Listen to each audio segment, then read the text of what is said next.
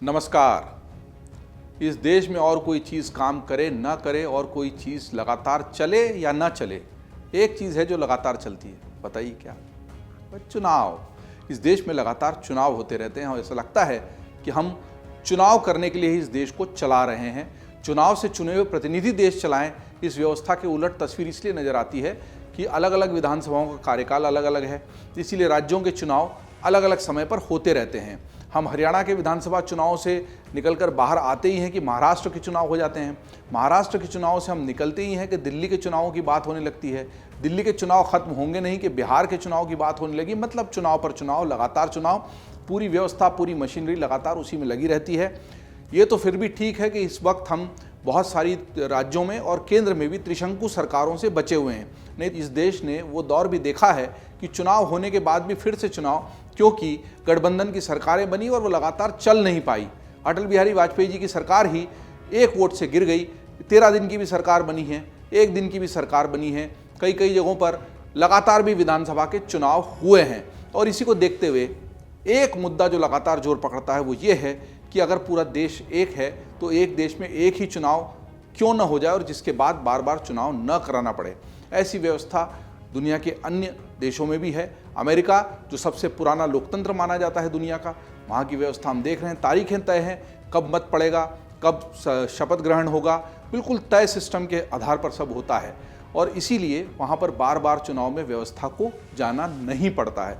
क्या हमारे देश में भी हमें इसी व्यवस्था को अपनाना चाहिए?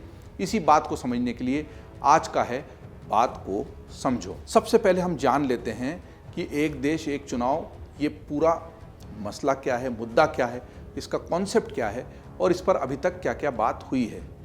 दरअसल जो विधेयक लोकसभा में प्रस्तुत करके अब संयुक्त संसदीय समिति को भेज दिया गया है, इस विधेयक का उद्देश्य पूरे देश में लोकसभा, सभी राज्यों की विधानसभा और स्थानीय निकाय के चुनाव एक साथ करवाने का उद्देश्य है। फिलहाल लोकसभा और ज़्यादातर राज्यों की विधानसभा के चुनाव अलग अलग होते हैं। ये चुनाव या तो 5 साल का कार्यकाल पूरा होने के बाद होते हैं या जब सरकार किसी कारण से भंग हो जाती है तब कराए जाते हैं। इसकी व्यवस्था भारतीय संविधान में ही की गई है। अलग अलग राज्यों की विधानसभा का कार्यकाल अलग अलग समय पर पूरा होता है और उसी के हिसाब से उस राज्य में विधानसभा चुनाव होते हैं। हालांकि कुछ राज्य ऐसे भी हैं जहाँ विधानसभा और लोकसभा चुनाव एक साथ होते हैं। इनमें अरुणाचल प्रदेश, आंध्र प्रदेश, ओडिशा और सिक्किम जैसे राज्य शामिल हैं। वो इसलिए भी कि वहाँ की सरकारें उसी तय तिथि के अनुसार चल रही हैं। अगर बीच में सरकारें भंग हुई होती तो ये रिदम बिगड़ जाता। जैसे कि राजस्थान, मध्य प्रदेश, तेलंगाना, छत्तीसगढ़ और मिजोरम जैसे राज्यों के चुनाव लोकसभा चुनाव से एन पहले हो जाते हैं, तो वहीं हरियाणा, जम्मू कश्मीर, महाराष्ट्र और झारखंड जैसे राज्यों के चुनाव लोकसभा चुनाव के खत्म होते ही होते हैं।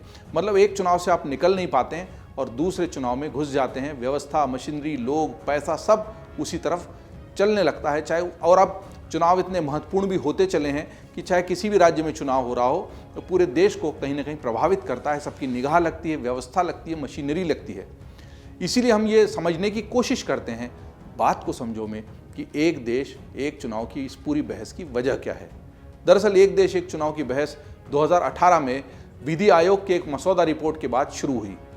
इस रिपोर्ट में आयोग ने कहा था कि 2014 में लोकसभा चुनाव का खर्च और उसके बाद हुए विधानसभा चुनाव का खर्च लगभग समान रहा। वहीं साथ साथ चुनाव होने पर यह खर्च 50-50 के अनुपात में बढ़ जाएगा, मतलब लगभग आधा रह जाएगा या आधे से कम भी हो जाएगा, ऐसा उस रिपोर्ट में लिखा गया है। सरकार को सौंपी अपनी ड्राफ्ट रिपोर्ट में विधि आयोग ने कहा था कि साल 1967 के बाद एक साथ चुनाव कराने की प्रक्रिया बाधित हो गई। आयोग का कहना था कि आज़ादी के शुरुआती सालों में देश में एक ही पार्टी का राज था और क्षेत्रीय दल कमज़ोर थे। धीरे धीरे अन्य दल मजबूत हुए, कई राज्यों की सत्ता में आए और वहीं संविधान की धारा 356 के प्रयोग ने भी एक साथ चुनाव कराने की प्रक्रिया बाधित कर दी। हाँ, वही 356 की जो धारा है उसका मतलब ये है कि अगर किसी राज्य में कोई ऐसी स्थिति बनती है जिससे केंद्र वहाँ की सरकार को गिरा दे राज्यपाल का उपयोग करके, तो वहाँ पर सरकार अगर गिर गई, बाधित हो गया मामला, तो वो पूरा चक्र एक साथ चुनाव का बिगड़ गया। शुरुआत में केवल एक ही पार्टी थी, इसलिए एक साथ ही लोकसभा और विधानसभा के चुनाव होते थे, वो चक्र चला। लेकिन 67 के बाद वो चक्र टूट गया और उसी पर विधि आयोग ने अपना ड्राफ्ट, अपना मसौदा प्रस्तुत किया था। अब ये भी जान लेते हैं कि इसके पहले कब एक साथ चुनाव हुए। आज़ादी के बाद देश में पहली बार 1951-52 में चुनाव हुए। तब लोकसभा के साथ ही सभी राज्यों की विधानसभा के चुनाव भी संपन्न हुए थे। इसके बाद 1957, 1962 और 1967 में भी एक साथ लोकसभा और राज्य की विधानसभाओं के लिए चुनाव कराए गए। 1968 से 1969 के बाद यह सिलसिला टूट गया क्योंकि कुछ विधानसभाएं विभिन्न कारणों से भंग कर दी गई थी। एक राष्ट्र एक चुनाव पर सर्वोच्च न्यायालय के पूर्व जज जस्टिस A.K. सीकरी ने कहा था, एक राष्ट्र एक चुनाव नई धारणा नहीं है। आज़ाद भारत के पहले 4 आम चुनाव भी ऐसी तरीके से हुए थे। जस्टिस सीकरी कहते हैं, एक राष्ट्र एक चुनाव की प्रक्रिया में बदलाव 1960 से तब शुरू हुआ जब गैर कांग्रेस पार्टियां ने राज्य स्तर पर अपनी सरकारें बनाना शुरू किया। इसमें उत्तर प्रदेश, बंगाल, पंजाब, हरियाणा जैसे राज्य शामिल थे। इसके बाद 1969 में कांग्रेस का बंटवारा हुआ और 1971 के युद्ध के बाद मध्यावधि चुनाव हुए और इसके बाद विधानसभा चुनावों की तारीखें कभी भी आम चुनावों से मिल नहीं पाई और अलग अलग चुनाव होने शुरू हो गए। अब सवाल यह है कि अगर एक राष्ट्र एक चुनाव पर जाना है, एक देश एक चुनाव पर जाना है, तो ये इतना आसान नहीं होगा। पहले तो ये स्वतः प्रक्रिया के तहत हो गया, एक ही पार्टी का शासन, सभी जगह एक ही दल की जीत और सरकारों का भंग न होना, तो ये अपने आप प्रक्रिया का पालन हो गया। लेकिन अब ऐसा कराने के लिए संविधान संशोधन आवश्यक है। इसीलिए ये समझने की कोशिश करते हैं कि जो अभी वर्तमान की एनडीए सरकार है, वो जो ये विधेयक लाई है, उसका एक लंबा रास्ता है। ये समझते हैं कि कैसे ये प्रस्ताव पारित होगा। एक राष्ट्र एक चुनाव के लिए एक प्रक्रिया पूरी करनी होगी जिसमें संविधान संशोधन और राज्यों का अनुमोदन भी शामिल है। सरकार ने इसको 17 दिसंबर को लोकसभा में पेश किया, जहां से इसे संयुक्त संसदीय समिति को भेज दिया गया। इस समिति में सभी दलों के सुझावों के बाद जरूरी बदलाव होंगे। इसके बाद यह विधेयक दोबारा सदन के पटल पर रखा जाएगा। इसके बाद इसे दोनों सदनों में पारित कराना होगा। एक अड़चन बताई जाती है कि इसे लागू करने से पहले विधानसभाओं को भंग भी करना पड़ेगा। ऐसा भी हो सकता है कि जिन राज्यों का समय पूरा नहीं हुआ उनको अतिरिक्त समय दे दिया जाए। मतलब यह है कि इसका एक लंबा रास्ता है, लोकसभा से संयुक्त संसदीय समिति के पास, फिर उसकी सिफारिशों को मानते हुए वापस लोकसभा, फिर राज्यसभा, और उसके लिए पूर्ण बहुमत उस विधेयक को प्राप्त करना होगा। और अगर ये विधेयक पारित हो भी गया तो एक देश एक चुनाव की कौन सी तारीख तय होगी, और जो तारीख अगर तय होगी उस वक्त जिन विधानसभाओं का कार्यकाल पूरा नहीं हो रहा है या लोकसभा का भी कार्यकाल कुछ बचा हुआ है, तो उस वक्त की स्थिति में उसे भंग करना होगा या फिर उन विधानसभाओं को एक बार पूरा होने का मौका देकर इस तारीख से जोड़ा जाए। ये ऐसे मसले हैं जो थोड़े जटिल हैं, लेकिन इन पर भी चर्चा होगी क्योंकि इसके लिए एक पूरी समिति बनी थी। अब सवाल ये भी उठता है कि राज्यों की विधानसभा कैसे भंग हो जाएगी। इसके 2 जवाब हैं। पहला कि केंद्र राष्ट्रपति के जरिए राज्य में अनुच्छेद 356 लगाए, और दूसरा यह है कि खुद संबंधित राज्यों की सरकारें ऐसा करने के लिए कह दें। अब यह समझना भी जरूरी है कि इस पूरे मामले पर चुनाव आयोग का क्या रुख है, क्योंकि चुनाव आयोग ही है जो इस पूरी प्रक्रिया के मध्य में है। चुनाव आयोग ने तो दरअसल कई बार कहा है कि वो एक साथ लोकसभा और विधानसभा चुनावों को करा सकता है। मुख्य चुनाव आयुक्त राजीव कुमार के मुताबिक एक ही समय में संसदीय और राज्य विधानसभा चुनाव कराने का विषय चुनाव आयोग के दायरे में नहीं आता है, लेकिन अगर ऐसा किया जाता है तो प्रशासनिक रूप से आयोग इसे संभाल सकता है। मतलब ऐसा करने में कोई खास दिक्कत नहीं आएगी। अब ये भी समझ लेते हैं कि एक देश एक चुनाव पर एक बड़ी समिति बनी जिसमें पूर्व राष्ट्रपति रामनाथ कोविंद की अध्यक्षता थी। तो इस पूरी समिति ने क्या मसौदा प्रस्तुत किया है और उनकी सिफारिशें क्या हैं। एक देश एक चुनाव के लिए केंद्र सरकार ने पूर्व राष्ट्रपति रामनाथ कोविंद की अध्यक्षता में एक समिति बनाई थी। इस समिति ने बीते सितंबर में अपनी रिपोर्ट सौंप दी थी। हजारों पन्नों की ये रिपोर्ट है। समिति ने अपनी रिपोर्ट में कहा कि एक साथ चुनाव की सिफारिशें 2 चरणों में लागू की जा सकती हैं। इसे अलग अलग तरीके से 2 स्टेजेस में 2 अलग अलग चरणों में क्रियान्वित किया जाना है। पहले चरण में लोकसभा और विधानसभा चुनाव एक साथ आयोजित किए जाएंगे और दूसरे चरण में आम चुनावों के 100 दिनों के भीतर स्थानीय निकाय के चुनाव यानी पंचायत और नगर पालिका के चुनाव करवाए जाएंगे। इसके तहत सभी चुनावों के लिए समान मतदाता सूची तैयार की जाएगी और इसके लिए पूरे देश में विस्तृत चर्चा शुरू की जाएगी। वहीं कार्यान्वयन समूह का भी गठन किया जाएगा। इसका मतलब यह है कि लोकसभा विधानसभा के एक साथ और नगरीय निकाय के जो चुनाव है उसके 100 दिन के भीतर, तो आप जब वोट देने जाएंगे तो उसी दौरान आपको लोकसभा के लिए अपना सांसद चुनने के लिए और अपने क्षेत्र का विधायक चुनने के लिए एक ही साथ बटन दबाना होगा, या बैलेट पेपर है तो उस पर मोहर लगानी होगी। हालांकि आजकल ईवीएम ज़्यादा है और ईवीएम चर्चा में भी बहुत ज़्यादा है, लेकिन आप जब जाते हैं एक ही बार लाइन लगाते हैं, अपने मतदान का उपयोग करते हैं और उसी से देश की संसद कैसी हो वो तस्वीर तय हो और आपके राज्य की विधानसभा कैसी है ये तस्वीर भी तय हो, तो अच्छा हो सकता है। और ऐसा हुआ भी है आज़ाद भारत में, जो हम जिक्र कर भी रहे थे शुरुआत में। लेकिन अब भी सवाल ये उठता है कि ये पूरा एक देश एक चुनाव लागू कैसे होगा। जानकारों के मुताबिक एक साथ चुनाव कराने के लिए संविधान में कम से कम 5 संशोधन करने पड़े होंगे। जी हाँ, 5 संशोधन।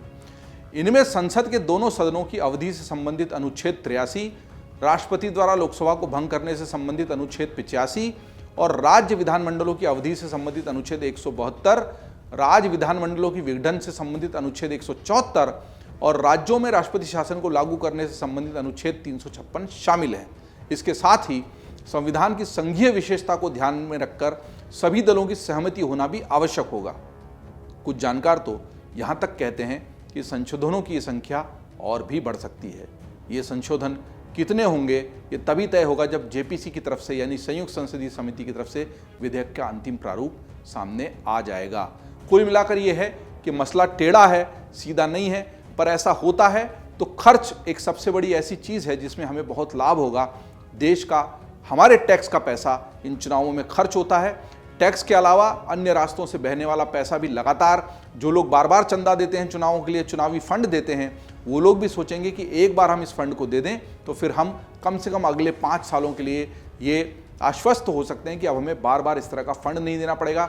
वहीं जो सरकारी पैसा बार बार खर्च होता है, आपके लिए फिर से वही मतदाता पर्चियाँ बनती हैं, मतदाता सूचियाँ बनती है, सारे मतदान केंद्रों पर छोटी छोटी जो व्यवस्थाएं जुटाई जाती है वो कई मर्तबा जुटाई जाती है। जैसे जिन राज्यों की जिक्र की, मध्य प्रदेश, राजस्थान, छत्तीसगढ़, वहाँ पर वोटिंग होती है विधानसभा के लिए और उसके कुछ ही महीनों में, 1-1.5-2 महीनों में फिर से लोकसभा के लिए वोटिंग शुरू हो जाती है। तो वही व्यक्ति जब एक बार लाइन लगा के जा रहा है, वही चुनाव अधिकारी वहाँ पर ड्यूटी पर तैनात हैं, वहीं पर उसी खर्च में अगर दोनों ही लोकसभा और विधानसभा की वोटिंग हो जाती है तो निश्चित तौर पर फायदा होगा, पैसा बचेगा और व्यवस्था थोड़ी सहज होगी। हालांकि चूंकि हम एक जीवंत लोकतंत्र हैं, लोकतंत्र में असहमति के स्वरों को भी उतनी ही जगह दी जाती है जितनी सत्ता पक्ष को या शासन चलाने वाले को।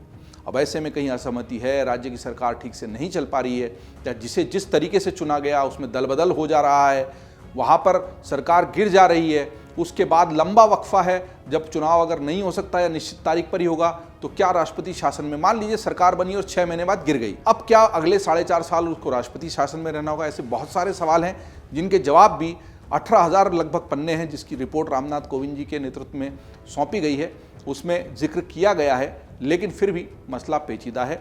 एक देश एक चुनाव को लेकर आप लोग क्या सोचते हैं? क्या ऐसा होना चाहिए या जो वर्तमान व्यवस्था है, अलग अलग चुनाव जैसे जब हो रहे हैं तब होने की, उसी को कायम रखा जाना चाहिए? एक देश एक चुनाव से क्या फ़ायदा या नुकसान हो सकता है? इसमें सबसे ज़्यादा भागीदारी जनता की होनी चाहिए, क्योंकि आखिर में जनता के वोट से ही सरकारें बनती या बदलती या बिगड़ती हैं। आप बात को समझो कि हमारे इस वीडियो को देखने के बाद अपने मत से, अपने अभिमत से, अपने विचार से हमें अवगत अवश्य कराइए। कमेंट कीजिए ये वीडियो को जहां भी देख रहे हैं, और आपको लगता है कि ये एक देश एक चुनाव को लेकर विस्तार से बात आई है तो इसको आगे साझा भी कीजिए। इसको लेकर अधिक जागरूकता फैलाने में मदद मिलेगी। बाकी खबरों के लिए आप देखते रहिए अमरउजाला.com। अगर आप ये वीडियो YouTube पर देख रहे हैं तो हमारे चैनल को सब्सक्राइब कर बेल आइकन दबाएं, और Facebook पर देख रहे हैं तो हमारे पेज को लाइक करें। 8 मिलियन प्लस सब्सक्राइबर, आपके इस भरोसे के लिए बहुत धन्यवाद।